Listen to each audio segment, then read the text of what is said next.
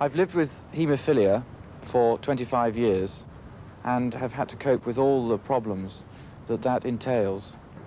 Before the AIDS virus came along, I thought that I would otherwise be able to have what could pass for a normal life in terms of marriage and children. But now, I don't know what the future is.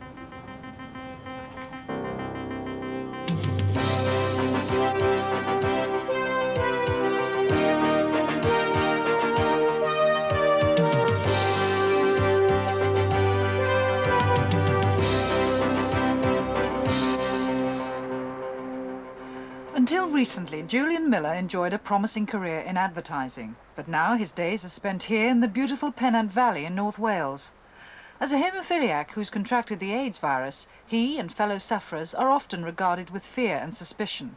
Very few of them are prepared to speak publicly about the virus, which has no respect for person or class, but Julian is one who is. It's a very, very nice place to live. I'm very lucky, but it's my only option. I have nowhere else to go. Obviously, it's quite difficult moving around anyway for me, and to be stuck up the end of a Welsh valley it's like being in quarantine. But then I suppose you're luckier than some haemophiliacs in the same position as you.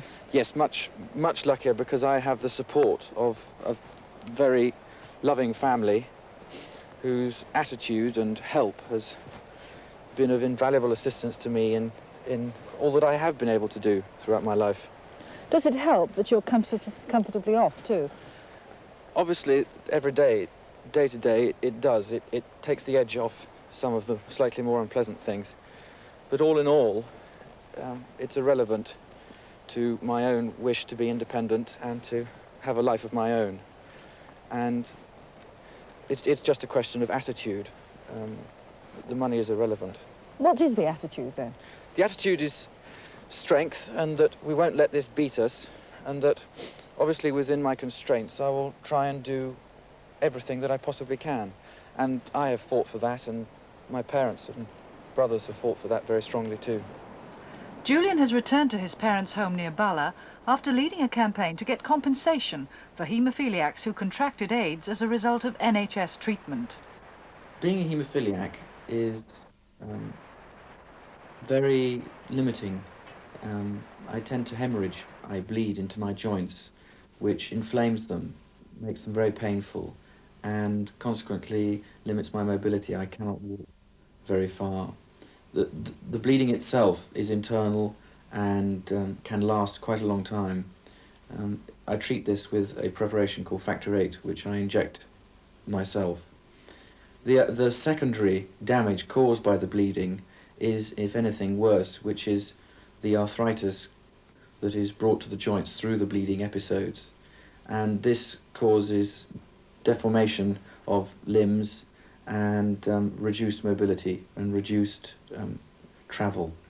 So would you say you've always had to face up to a restricted lifestyle? Oh, very much so. Ever since I was a child, I was in wheelchairs quite a lot of the time. I could never join in any of the sports. I've always been very much limited, and not to knock myself, not to overdo it, to be quiet and careful. Julian is one of 1,200 British haemophiliacs who've contracted AIDS through injections of the blood clotting agent known as Factor 8. This vital treatment is given to prevent crippling arthritis, and having helped to improve his life so dramatically, it was a bitter blow to discover that Factor 8 could also spell death. In about 1984, we were told that Factor 8, which had come from America because various governments had not had the will, nor the ability, nor the money to make this country self-sufficient in Factor 8, that we were told that there was a danger that our Factor 8 was contaminated with the AIDS virus, or which, as is known, the HIV, human immunodeficiency virus. We were told that we should carry on taking the Factor 8, despite this, what was called then a slight risk, because we were far more likely to receive health-threatening or life-threatening damage from not taking the Factor 8 than we were from infection of the HIV virus. And how did you find out that you were HIV positive? The threat, or the likelihood that many haemophiliacs were infected, came to light increasingly as more tests were done and more was found out about the virus itself.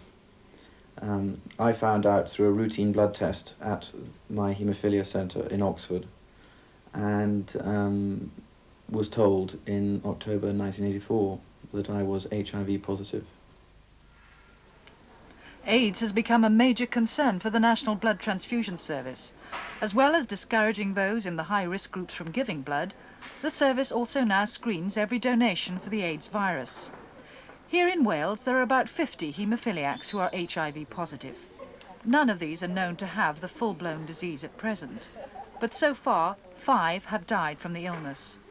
The fact that they contracted the virus from life-saving treatment has been described as the biggest tragedy in the history of the NHS.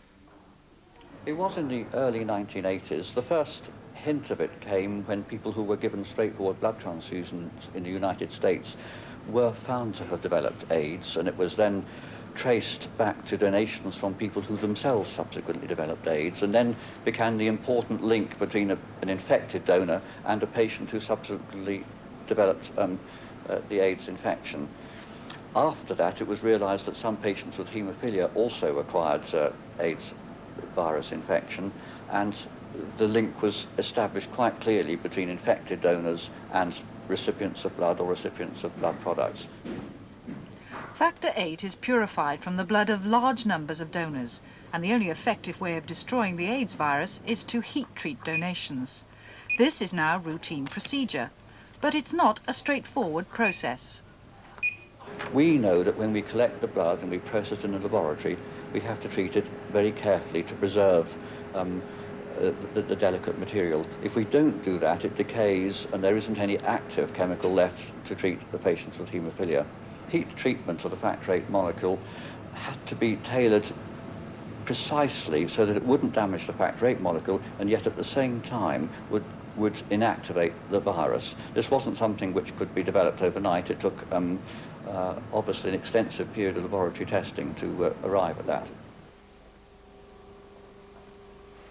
Julian Miller uses 6 containers of factor VIII like this every week. The blood of several thousand donors is needed to produce the plasma in each bottle. So what are the chances of factor VIII becoming infected with AIDS in future? Obviously no one can give 100% guarantees.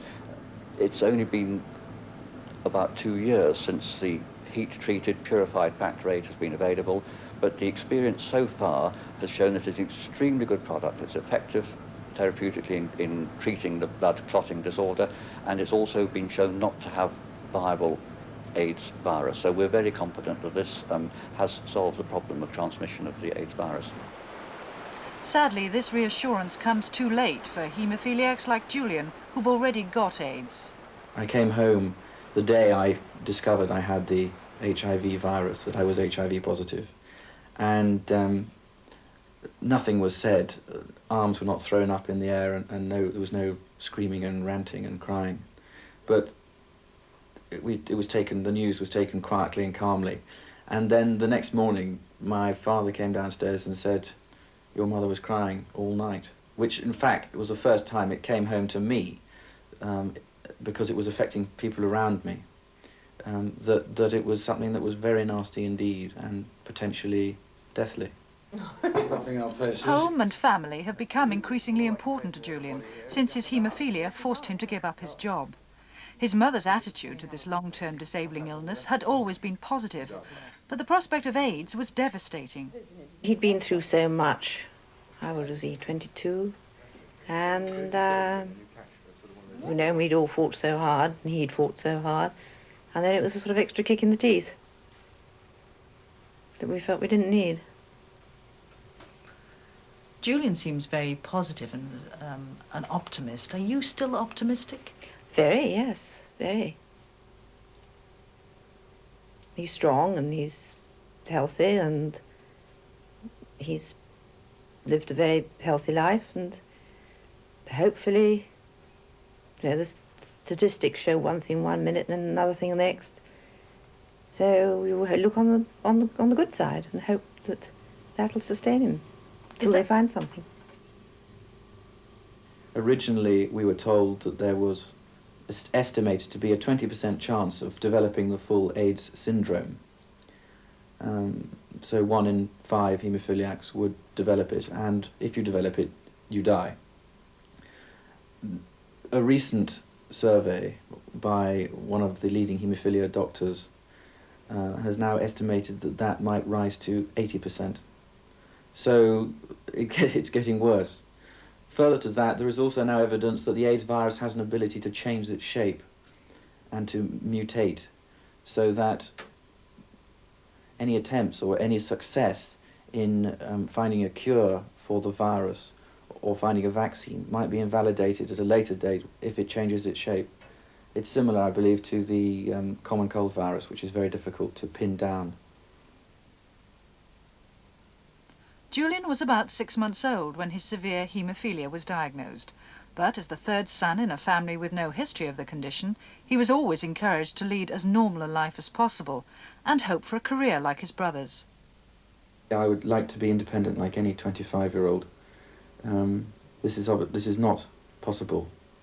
It places a great strain on the rest of the family. And, of course, it places a great strain on me. I'd much rather be a free agent, but obviously that'll be tricky because of my physical limitations. What has helped overall is their attitude to this situation, that they have made great sacrifices and compromises in their life to make mine easier and better.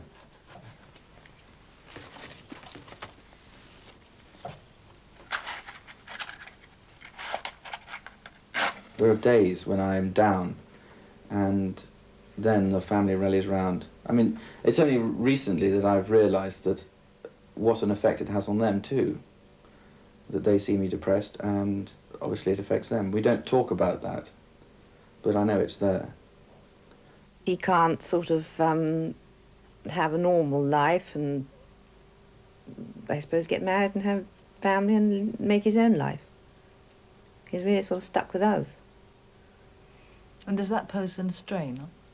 No, because we love having him and we'd miss him terribly if he, if he did leave home as one does. But it's not necessarily good for him. There's no alternative. And what keeps you going on days where you do get low and depressed about it? He does. He's the one.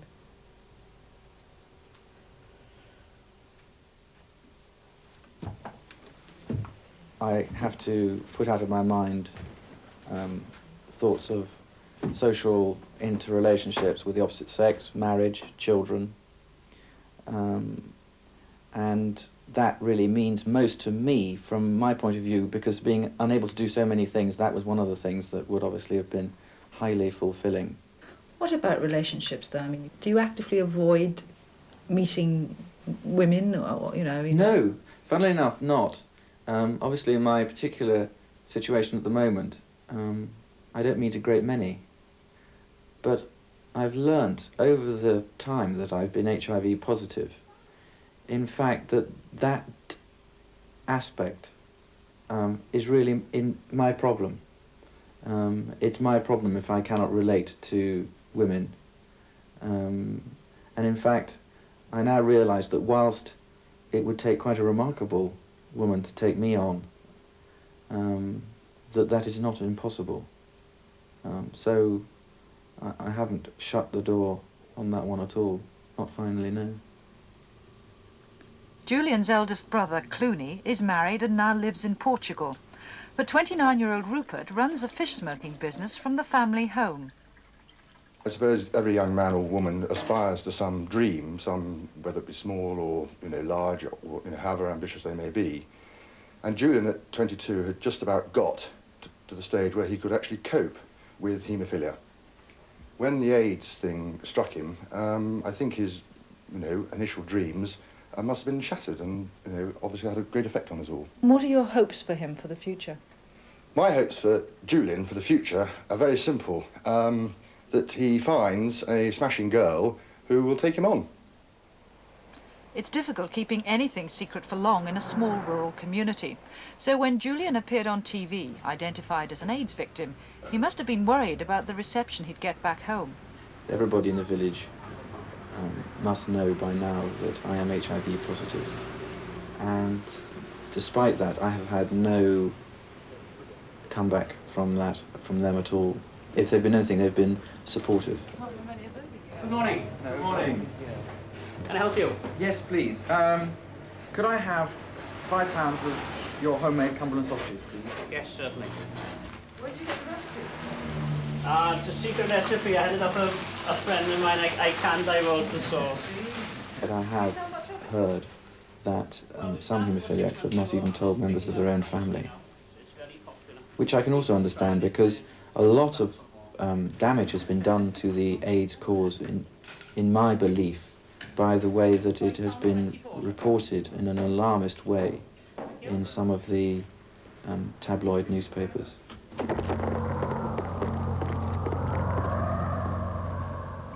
In an attempt to redress the balance and give the public the true facts about AIDS, the government spent £14 million last year on its Don't Die of Ignorance campaign.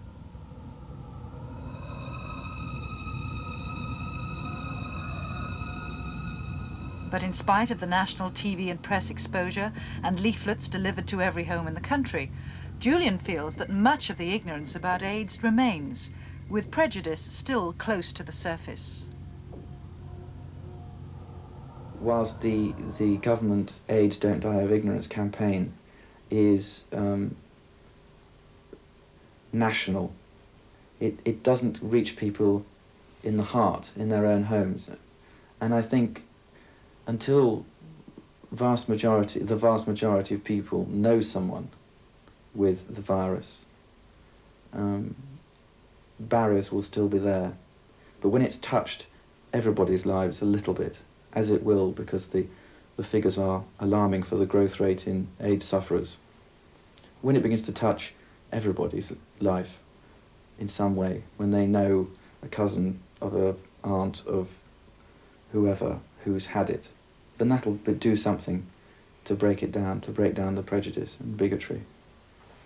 Julian's contribution to breaking down that bigotry was to lend his support to the recent Haemophilia Society campaign to get compensation for AIDS sufferers who'd contracted the virus as a result of their NHS treatment.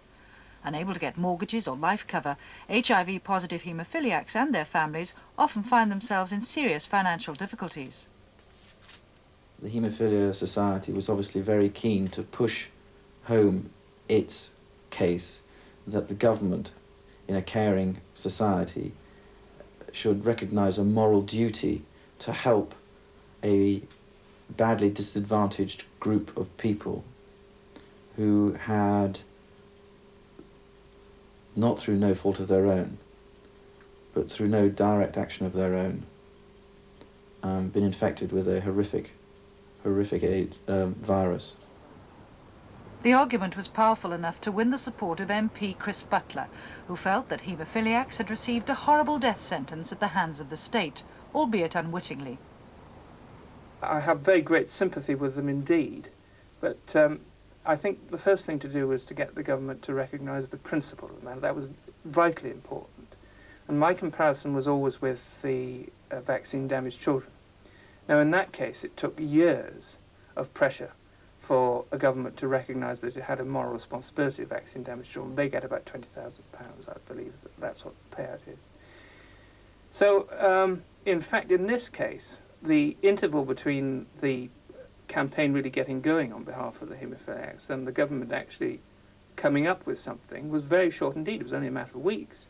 And I was quite surprised about the responsiveness of the government to this particular campaign.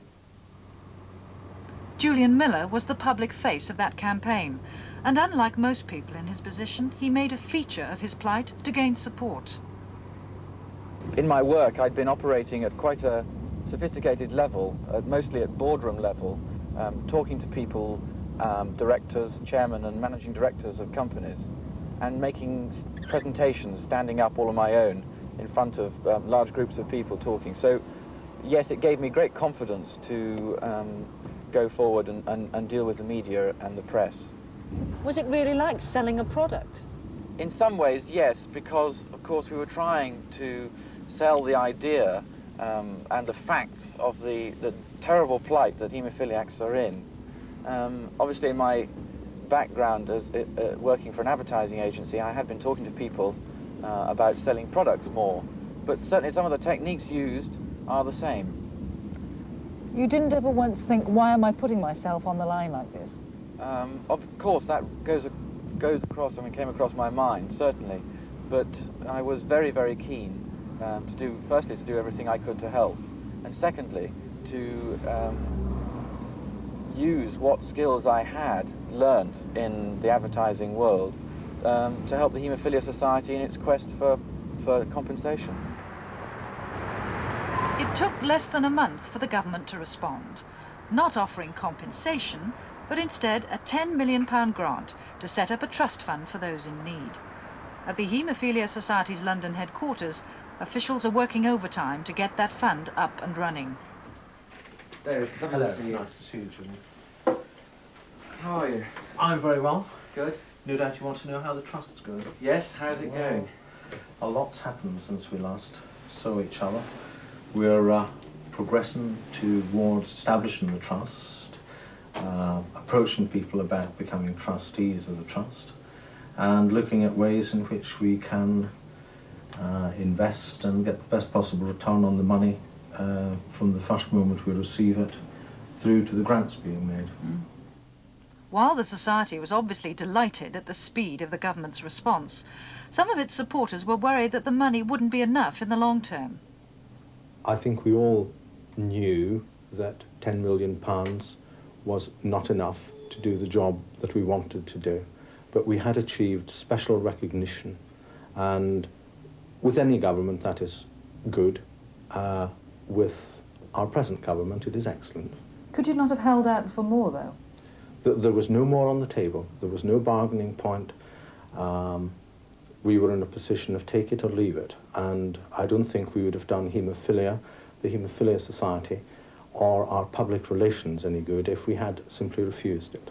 One MP pointed out that afternoon that it was a great burden of responsibility on a society as small as yours, with such a tiny staff, to administer such a huge amount of money. We're a very small organisation. We've only got 4 full-time staff and some part-time staff, and it is a huge burden of responsibility.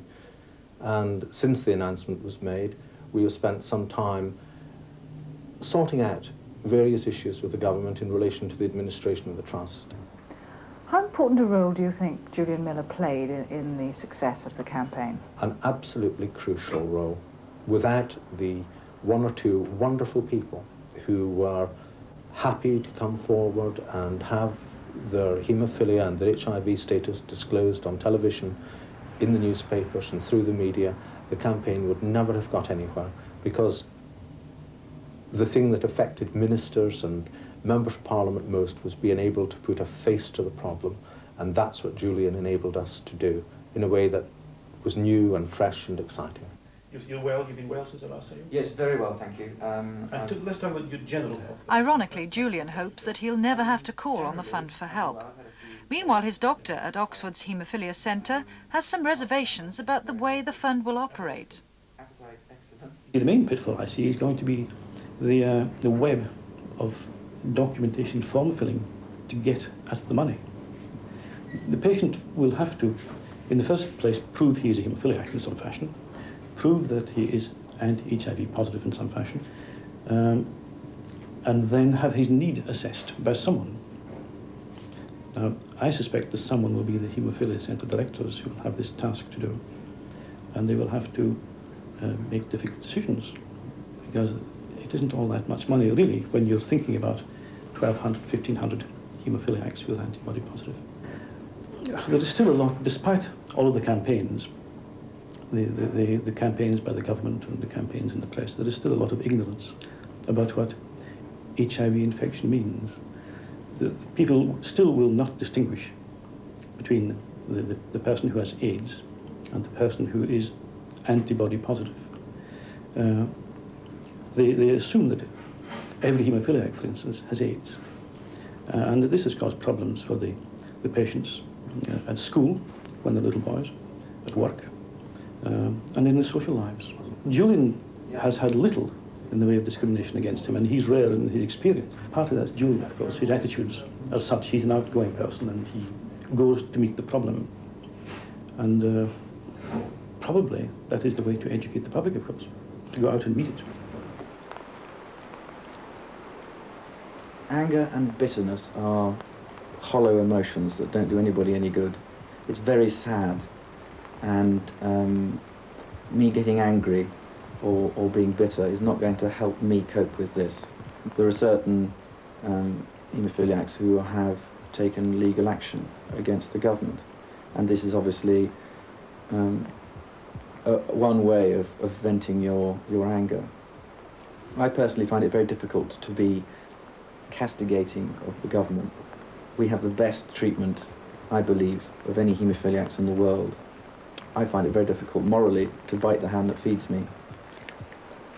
But is there no anger or bitterness about the fact that his college contemporaries are now enjoying well-paid, satisfying jobs, while AIDS has forced him to lower his expectations and settle for so much less?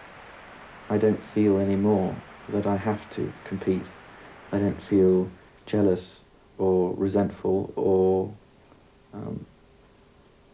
envious of any of my friends, because they've made their choice within their abilities, and there is no point in me what-ifing, so to speak, because I have to make the best of what I've got to make life livable now. And so you have to think like that, otherwise you go into self-destruct, and there's no future in that.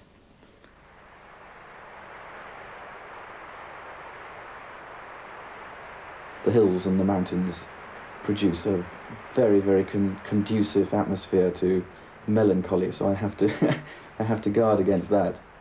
And sometimes when the clouds come in and sit on top of the mountains, it's very tempting to mirror that with depression. But when the sun shines or there's fresh snow, it's the most beautiful part of the world for me.